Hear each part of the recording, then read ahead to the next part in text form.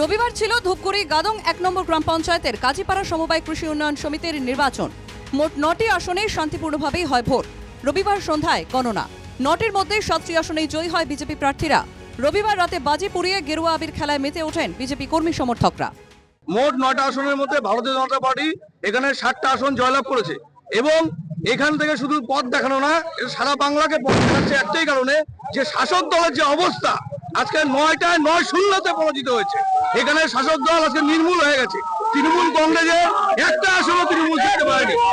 ৯টি আসনের মধ্যে ২টি আসনে জয়ী হয় সিপিএম। রাজ্য জুড়ে চলা তৃণমূলের দুর্নীতির প্রতিবাদে মানুষ ভোট দিয়েছে বলেই দাবি সিপিএম নেতৃত্বের। রাজনৈতিক বিশ্লেষণ মানুষ দেখে আসছে তৃণমূলের দুর্নীতি এবং সর্বোপরি হচ্ছে গোটা ওয়েস্ট বেঙ্গলে পশ্চিমবাংলায় যতগুলো হচ্ছে সমবায় নির্বাচন হচ্ছে এখনো পর্যন্ত আমাদের যতটুকুনো হচ্ছে জানা, মানুষ হয় বিজেপি নয়তো বা বামপন্থীদের জেতাচ্ছে। এটার মূল বিষয় হচ্ছে তৃণমূলের দুর্নীতি। গাদং ১ নম্বর গ্রাম পঞ্চায়েতের তৃণমূলের দখলে। যে বুথ সমিতির ভোট হলো তাও তৃণমূলেরই দখলে।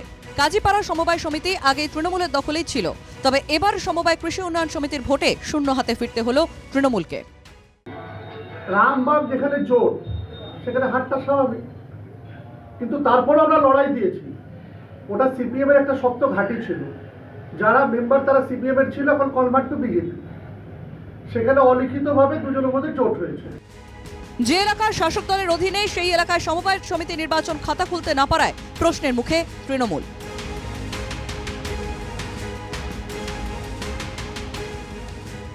ধূপগুড়ি থেকে রাজীব মুখার্জির রিপোর্ট, এনকেটিভি বাংলা।